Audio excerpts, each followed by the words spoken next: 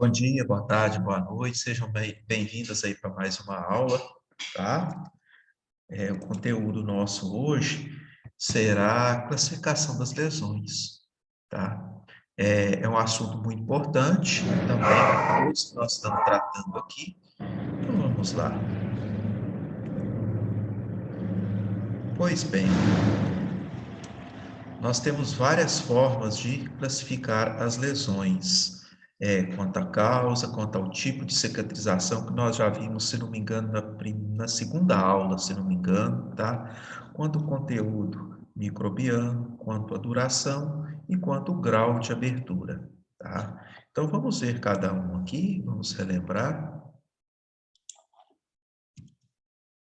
Então, quanto à causa, né, dessa lesão, nós vemos aqui que ela pode ser cirúrgica, ulcerativa ou traumática.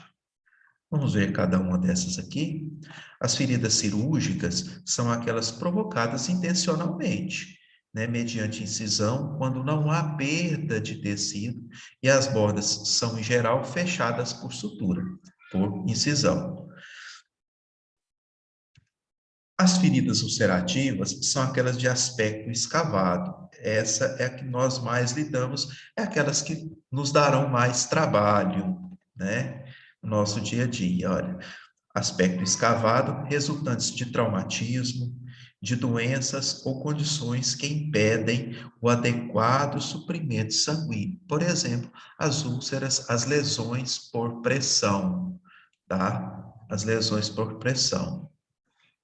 É nessa categoria que estão incluídas as lesões venosas, arteriais e por pressão. E, por fim, a ferida traumática são aquelas causadas por algum tipo de contenção, por perfuração ou corte, agentes mecânicos, né?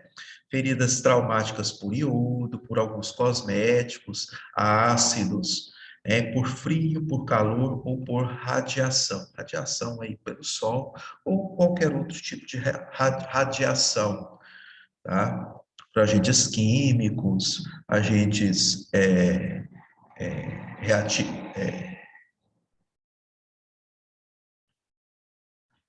Vamos lá. Próximo, aqui, pelo conteúdo microbiano. Então, nós temos aqui 4 classificações entre limpa, contaminada, contaminada e infectada. Vejamos, pois, as diferenças. Olha, as lesões limpas são consideradas sem micro-organismo, portanto, não terão odor, não terão presença de pus, né?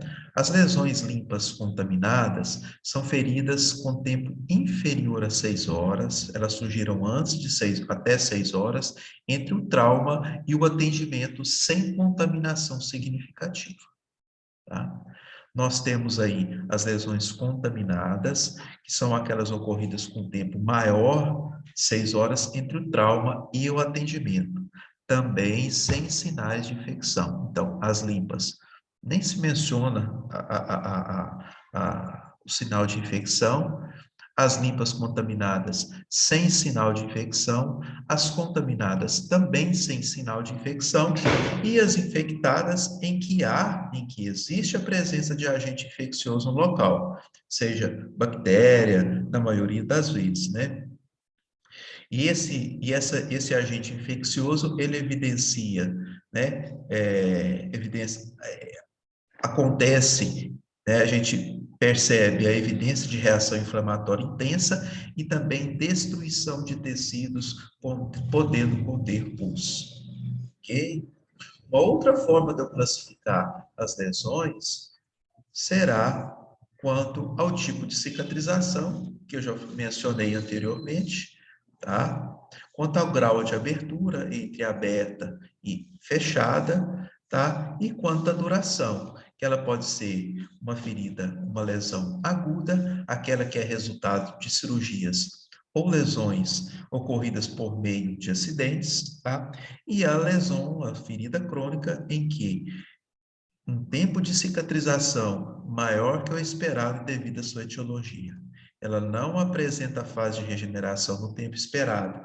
Aqueles tempos lá de né, a primeira fase, né, de 3 a 6 dias, a segunda fase até 3 semanas, e desculpa, a segunda fase até 3 semanas, e a terceira fase da cicatrização, que é a de remodelação, aí pode durar meses ou anos, tá? Ok? Então, é isso. Uma lesão, portanto, ela tem todas essas classificações, tá? Elas podem ser classificadas de diversas formas, tá? Então, uma lesão, ela terá uma classificação relacionada à sua causa, ao seu tipo de cicatrização, à sua o grau de abertura, ao seu conteúdo microbiano e também à sua duração.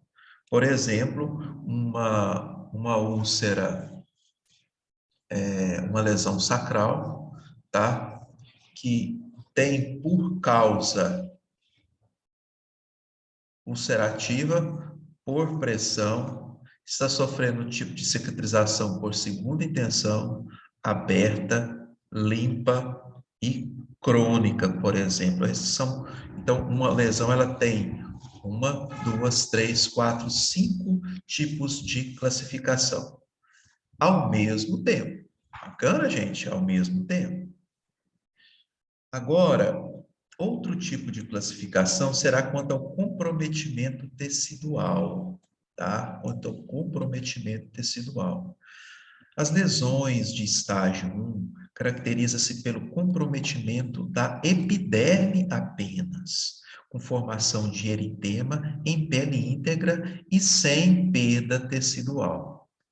Apenas da epiderme, com lesão, né, com formação de eritema em pele íntegra e sem perda tecidual. Vamos ver aqui. Vamos ver. Daqui a pouco eu mostro as figuras. Uma figura, uma lesão em estágio 2, ela caracteriza-se por abrasão ou úlcera, tá? Ocorre perda tecidual e comprometimento da epiderme, derme, ou então das duas, tá?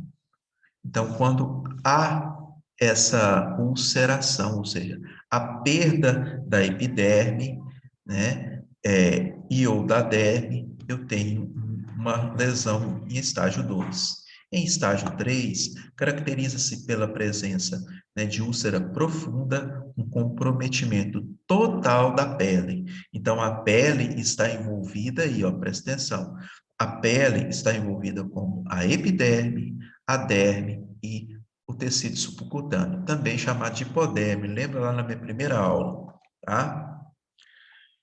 Com comprometimento total da pele e necrose de tecido subcutâneo. Entretanto, a lesão não se estende até a face muscular. É essa a diferença entre o grau 4, tá? Entre o estágio 4. Eu vou ter todas as definições do estágio 3 no estágio 4 e caracteriza por extensa destruição do tecido, chegando a ocorrer lesão óssea ou muscular, ou necrose tissular, ou necrose tecidual, tá?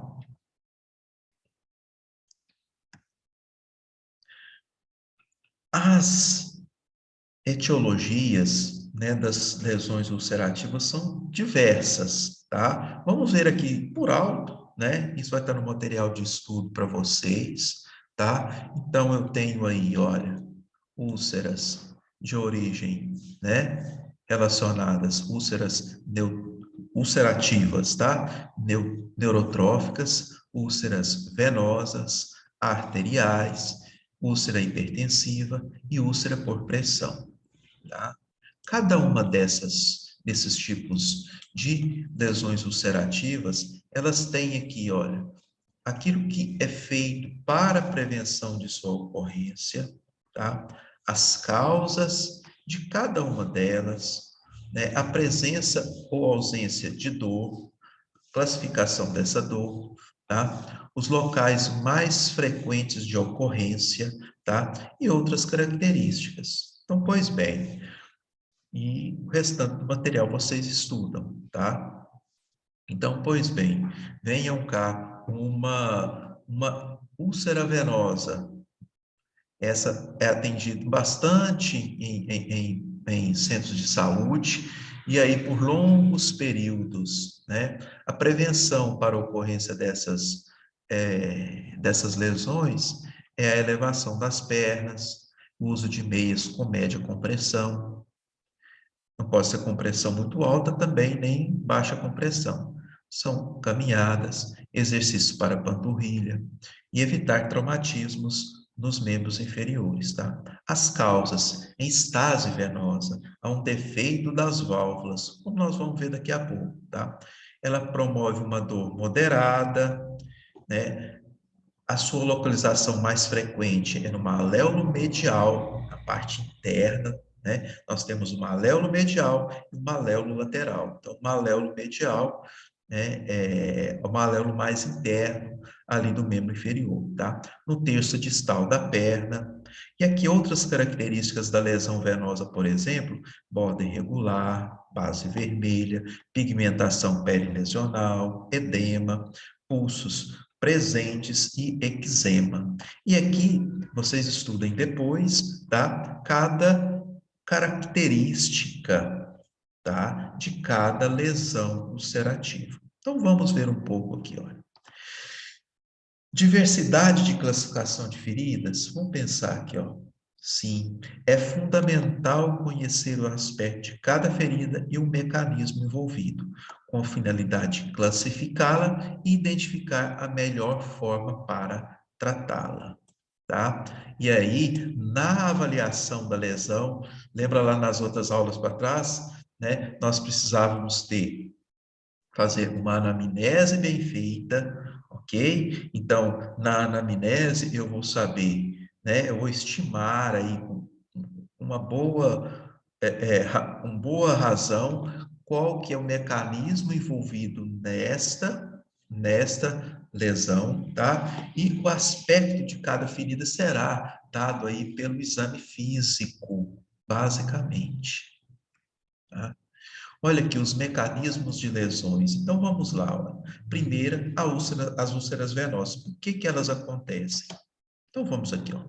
Vamos ler. Quando caminhamos, mudamos de posição ou fazemos algum exercício físico que movimenta os membros inferiores.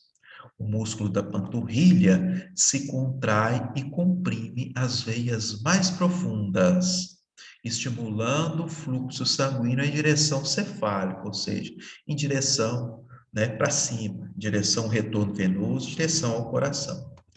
Assim, a chamada bomba da panturrilha usa a contração dos músculos da perna para bombear sangue nos sentidos das extremidades para o coração, tá? E as veias envolvidas nesse mecanismo possuem válvulas que garantem o fluxo unidirecional. Então, vem aqui comigo, bora. Então, pois bem, aqui, ó. Aqui eu tenho o músculo, tá? Da panturrilha, também chamado de gastrocnêmico. O músculo da panturrilha age como uma bomba para as veias profundas, tá? Então, olha aqui, nós temos aqui, olha, a válvula evita o fluxo, o contrafluxo. Então, aqui nós temos o músculo relaxado e aqui o músculo contraindo. No músculo relaxado, o que que acontece? Aqui, então, imaginem aqui, olha, que aqui seria o pé e aqui, né, em sentido cefálico, tá? Então, sentido podálico aqui, sentido cefálico aqui. Bacana? Então, o que que acontece? As válvulas, quando o músculo da panturrilha está contraído, está relaxado, as válvulas das veias, elas se fecham, evitando com que o sangue passe de um segmento para outro da, da veia. Isso é uma veia profunda, tá? Acontece que quando o músculo se contrai, olha aqui o músculo aqui do lado, aquele contraído, quando ele se contrai, ele espreme, ele força, ele bombeia, né, aquele segmento da veia e, consequentemente, abrem-se né? Abrem-se as válvulas e esse sangue começa a fluir. Então, uma das prescrições que a gente pede para pessoas que têm problemas com úlceras venosas é realmente exercitar esses músculos aqui, para que o sangue ele possa fluir. Então, é fazer caminhada e manter as pernas, né, para cima. Dormir com essas pernas mais elevadas para diminuir edema e melhorar a circulação ali geral, tá? Então, o mecanismo de úlcera, da úlcera venosa, ele é assim até acontecer a lesão. Então, acontece a obstrução, as válvulas, elas são estragadas, elas são incompetentes, a perda da função muscular, acontece o bobeamento pelos músculos, já que não há essa atividade da bomba muscular, tá? Um bombeamento inadequado, maior pressão e volume nas veias. Olha aqui, ó, o sangue fica com maior pressão aqui dentro da veia, tá? Consequentemente, né, as veias vão dilatar e acontece o extravasamento de água e eletrólitos, edema logo em seguida, ao mesmo tempo eu tenho fibrinogênio intersticial, fibrinas, trombos, e aí eu já começo a correr o risco, o paciente começa a correr o risco de apresentar trombose venosa profunda, dermatite de estase, menor suprimento de nutrientes, e aí eu tenho a abertura da lesão. Essas lesões, geralmente, elas demoram muito tempo, meses para se fechar, aí que fecha, o paciente perde o cuidado de hidratação diária e das medidas de colocar a perna para cima, de fazer sua movimentação, e dali a pouco o paciente está voltando com lesões, se não na perna que foi curada, na outra perna. Então, é um ciclo vicioso, tá? Entre a abertura, né, e o fechamento das lesões que tem de etiologia venosa. Olha aqui a etiologia são bordas irregulares, né? Geralmente essas bordas elas não são muito mais elevadas do que o leito da ferida, tá? Essa aqui é o acúmulo de hemosiderina aqui na perilesão, tá? Ao redor da lesão, ok? Esse é o aspecto de uma úlcera venosa. As úlceras arteriais, o problema é na artéria, né? Elas surgem como resultado de inadequada perfusão tecidual nos membros inferiores, ocasionada por algum bloqueio de suprimento arterial para essas extremidades, tá? A causa mais comum para essa redução de perfusão é a arteriosclerose, ou seja, o adoecimento dessas artérias, na qual o acúmulo de placas de gordura diminui a luz do vaso, com consequente isquemia para o tecido circundante e, consequentemente, necrose tecidual.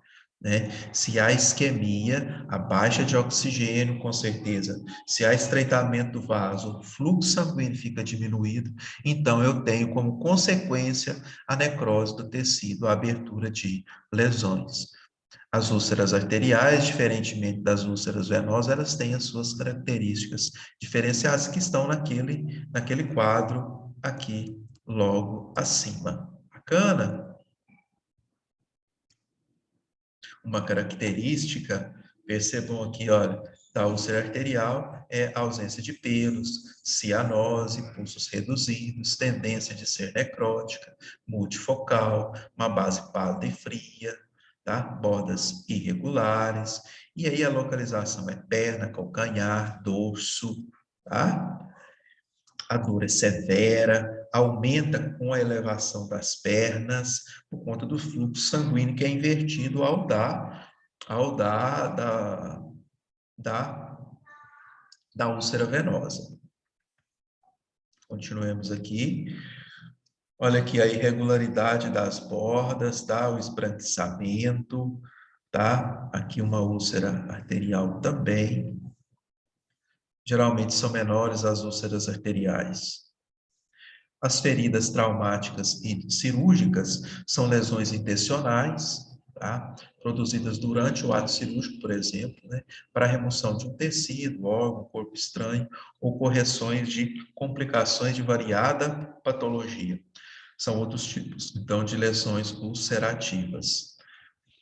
As úlceras neuropáticas aparecem em locais de sustentação de peso e de cesareamento. Então, aqui, olha, né, aqui na sola do pé é muito é, ocorrente essa lesão, tá? Como as faces do dorsal, medial e lateral dos pés e os artérios. O aspecto é redondo, olha aqui, ó, elíptico ou elíptico. Nesse caso aqui é uma elipse, não é redondo, né? E quando presentes, estão associadas a alterações no exame físico. Então, ao exame físico de uma lesão dessa, de um membro deste, tá? Eu vou, né, eu vou perceber no meu exame físico a perda de sensibilidade de proteção, tá? A perda de reflexos, a percepção vibratória e propriocepção também prejudicadas, tá? A neuropatia é causada também, né, pelo diabetes mellitus e afeta nervos sensoriais, nervos motores e também autônomos, tá? Nós vamos ter uma sessão de pé diabético. Consequentemente, se é uma úlcera, é uma lesão neuropática, o nervo adoece, consequentemente, a capacidade de proteção, a sensibilidade para nos proteger, né, para ver, para sentir todas as alterações de frio, de calor, de pressão, a pessoa bate nos móveis da casa, ela fura o pé, ela começa a não sentir, e aí as lesões, elas, como consequência disso tudo, nós temos as lesões aí as lesões neuropáticas, tá? Então, outra classificação à parte são das lesões por pressão, tá? Nós vamos ver nas próximas aulas. Então, até daqui a pouco, tá? Até a nossa próxima aula. Um abraço a vocês.